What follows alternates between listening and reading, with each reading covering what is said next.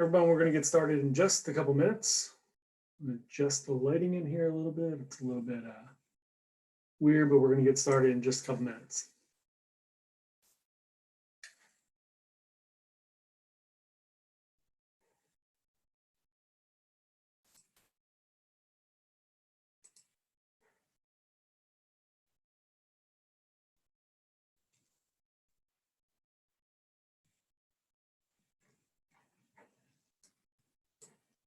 Everyone, we're going to get started in just a couple minutes.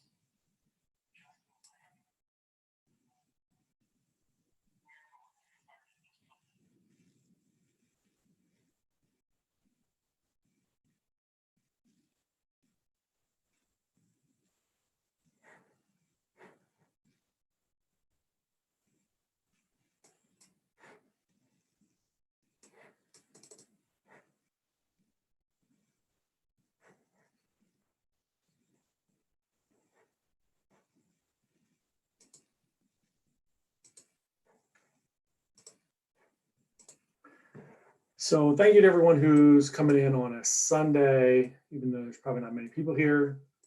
It's totally fine. We're still going to do what we do.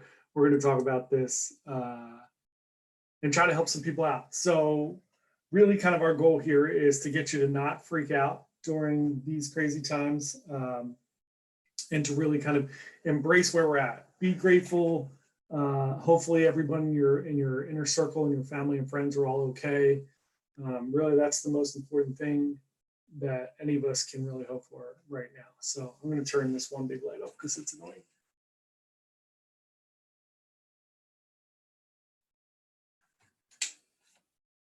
So hopefully everyone's happy and healthy and everyone's doing well. So now we're going to talk a little bit about marketing. And when we talk about marketing during times of crisis like this, it's not so much about selling. It's great if you have something that is effective during this time and you need to sell that. We get that. We all have families to feed. We all have rent and mortgages to pay. So I get that sometimes you're going to have to market those services, which is fine. Just want to think about it a little more during these times and be a little more empathetic, be a little more creative, listen more, and try to just be helpful a little bit more if you are, selling during these times. If not, really, if you're kind of backpedaling and you're not sure where to go, you might be shut down or you might have reduced your services a little bit. One of the things I want to talk about right up front was marketing and sales budgets kind of get cut really quick. People think that they're not essential, and it really couldn't be further from the truth. And that's not saying that for people just to not cut our budgets or anything because we're an agency, but it's fine. Sometimes you have to cut your agency and do things internally. That makes sense. I get it. But what we're really trying to do is make sure that you don't stop with your relationships. Your salespeople and your biz dev people generally have the best relationships in your company with prospects, future clients, vendors, all those other things. So you want to keep those relationships current. You also want to really think about digital marketing during times like this. The internet, as you can see, right, Zoom has kind of taken off, which is incredible. But you want to really keep an eye on those type of things. It's really important to think about during these times. Think about ways just to establish your brand. Think about ways to get better at digital marketing. And kind of what we want to do here is we want to kind of give you a little bit of a background and a little bit of a head start to get moving forward so you can learn a little bit. We're also going to be doing a free marketing class, like a legit college class over the next couple of weeks. And I'd advise some people to jump on that if you're interested. So today we're going to be talking about digital marketing in times of crisis. So educate yourself on the digital landscape. It's really important at this point to try to learn. I keep seeing people post all these things of, it's okay if you just panic and you're upset and you're just embracing this crazy lifestyle and you don't come out of it learning anything new. It's okay just to sit in this, which I guess is fine. But most of us that are entrepreneurs, small business owners, digital marketers, it's a great time to learn. And after we get over the initial shock, and again, God forbid, hope everybody's okay in your family. If they're not, then that life comes first, and then who cares about marketing? But if everybody's okay and everybody's safe and you already weathered the initial storm of this, what are we going to do? Let's learn. Let's try to get better at whatever we do so that when we get out of this, we're not way behind the curve on digital marketing. So a lot of small business owners and businesses are just going to shell up and go away. Don't be that statistic. Don't. It's not going to be easy. There's going to be damage. We're all going to lose clients. Some of us are going to lose employees. Let's try to make the best of the bad situation here. So this is a very digital marketer thing. If you're not familiar with digital marketer, check out Ryan Dyson, Digital Marketer. But there's this guy, Desmond Morris, he's a zoologist. He wrote this book on human intimacy and how there are all these stages of human intimacy, and you can't skip stages. And same thing with sales, and it lines up with marketing very well, in that if you skip a lot of those stages, it's very assault-like. It feels like you're getting assaulted. So in real life, that really makes sense in that, imagine you've never seen it or met somebody before. And I always frame it from the woman's perspective, because God, some woman came up and touched my face, it may be weird, but I wouldn't feel threatened. But as a woman, if you walk into the room and a guy would just come up to you and touch your face and you've never met him before, that's super weird. It's very aggressive. It's assault. It just is. So that's what we don't want to do in marketing. We don't want to kind of just push our agenda, right? We want to slow down and really kind of engage with people, create a relationship. There is no B2B or B2C. We talk about this all the time. There's only human beings. If you sign a contract with a big company, whether it's Comcast, Universal, whoever it is, there's no company that signs that contract. It's a human being that signs that contract. You have to have a relationship to get it. So what we really want you to do is focus on those relationships. Again, another digital marketer thing, you can see it down here. This is the journey that your clients and prospects take when they work with you. So right now, we really want to focus on these first couple stages, because we're really not trying to push sales as much as we normally would. What we're trying to do is really establish an audience using awareness. And awareness is usually like adds to cold traffic. So cold traffic would be people that don't know who you are. And really kind of what we want to do now is use video, organic social media, blogs, all these different things to kind of introduce yourself to people. And then use platforms to kind of engage with them. So using LinkedIn or Instagram or Facebook or YouTube, whatever it is, to have a conversation. LinkedIn's a great place if you're a business to have a conversation right now. You can empathize with people. You can try to give free advice, help people out, set up calls, meet new people. It's a great time to meet people virtually. So that's really what awareness is. Awareness is kind of just getting your name and brand out there. There's a reason that Coca-Cola spends millions of dollars on Super Bowl ads. It's because we all know who they are and they have the money to spend that. And that's kind of the cycle of awareness. So there's a reason everybody calls Band-Aids Band-Aids. They're not Band-Aids. That's a brand name. They're adhesive bandages, whatever they are. So that's really what awareness is. Engagement is getting on these platforms and responding to people that comment on your videos or your blog posts or whatever it may be.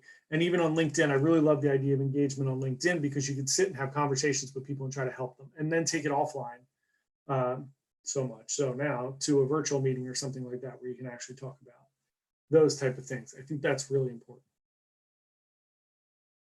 And then the rest of these, so I'm not going to get into it. Normally when we do a marketing class, we go through every one of these stages. So subscribe is getting people like a quid pro quo exchange where you give value, they give you your email address. Again, I'm not focused on that right now. I'm really focused on just giving things away for free.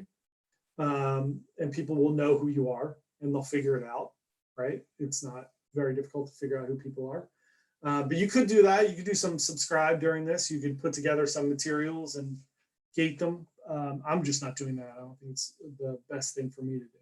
Conversions, any kind of a sale, whether it's $1 or $10, $1 million, doesn't matter. It's a conversion. They become a client.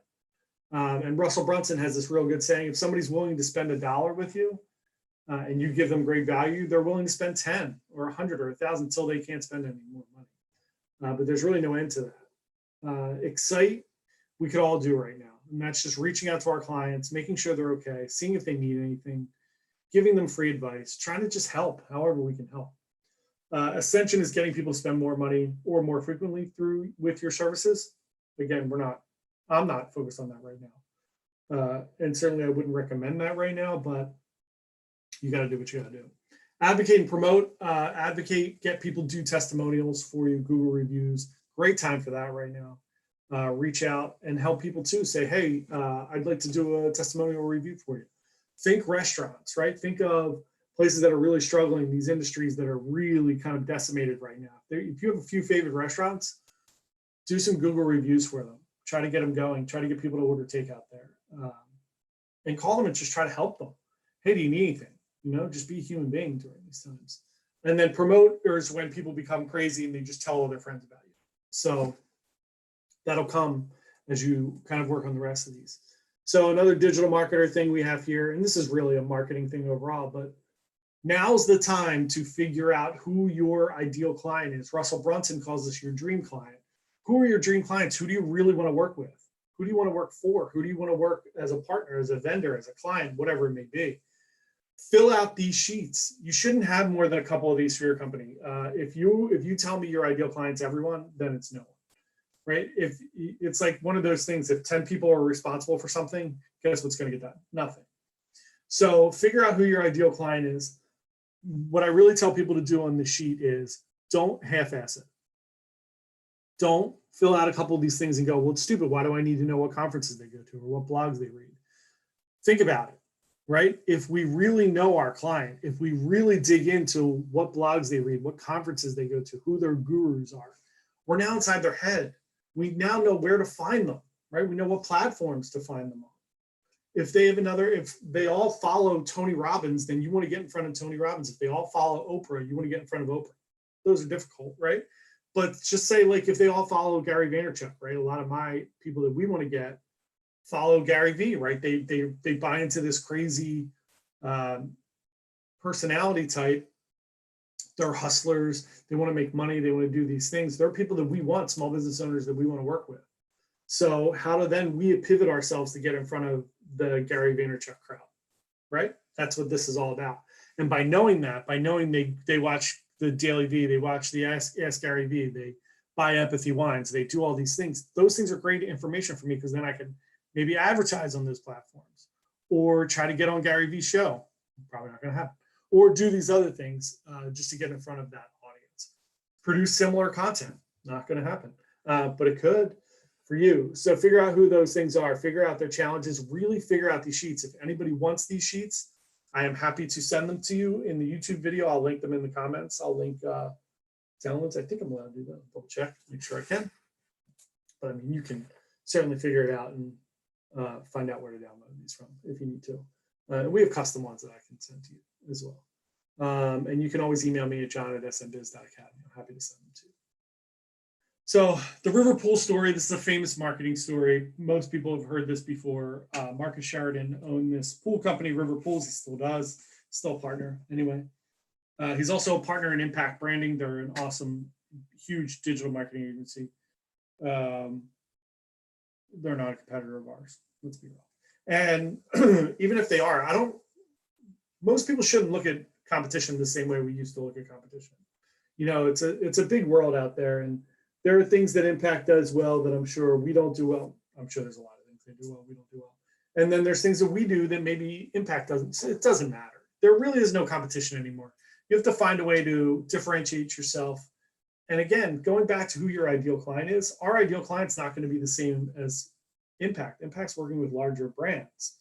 They're doing different things. They're doing a lot more video and all these other items. So don't look at competition the same way you do. Anyway, Marcus Sheridan, in 2008, the economy craps the bed. Nobody's buying a pool. So they're struggling. They're going to have to lay people off. They're worried about losing their houses and different things like that. So Marcus starts writing a blog every day, answering questions that people used to ask him about pools. So should I use salt water and not chlorine or chemicals? Should I do fiberglass other than cement? All these different questions. And what they found was over a short period of time, they became the #1 searched pool company in the world. And then what happened was their sales cycle was very long before. And what would happen is then after this whole thing happened, people would just call up and say, hey, I'd like to order this pool. And we want it delivered X. And then they would say, well, can we answer questions for you? And they said, no, we were on your website for an hour. We got all the information we needed. This is really critical. And it's another thing that it's a great book recommendation I'll give to you guys. The book is here. It's called They Ask You Answer by Marcus Sheridan. And it's really this methodology of figuring out the things that your client wants to know. Again, how well do you know your client? Figure out who your ideal client is, figure out the questions they ask, what they want to know. You have years of experience of this. You know what your clients and prospects ask you. Answer those questions. Now you don't have to do blogs anymore. You still can. But if you're not great at writing, do videos. Videos are better anyway. It's the, we're seeing now, right? Videos everywhere. So answer those questions. This is a great book. Again, you can find the book if you want to link to it. It should be an email sent to you. I'll put it in the YouTube video as well. That's a great book. It's a great example of marketing during times of crisis. I always tell the story when I teach, and it's so apropos right now with everything that's going on. So this, you answer, a great book, check it out, highly recommend it. So this is a value ladder. This is a very Russell Brunson-y thing, and we're going to talk about it just a tiny, tiny bit right now. And again, normally I talk about this a lot because it's critical in marketing, but for what we're talking about in marketing in times of crisis, I'm going to talk just a little bit about this. So the biggest thing you want to pay attention to here is the beginnings of this value ladder. Giving things away for free. 2 ways to do a free offer. We talked about it a little bit. One, just give things away. Do videos. Answer questions. Try to help people. Be authentic. Lead with value.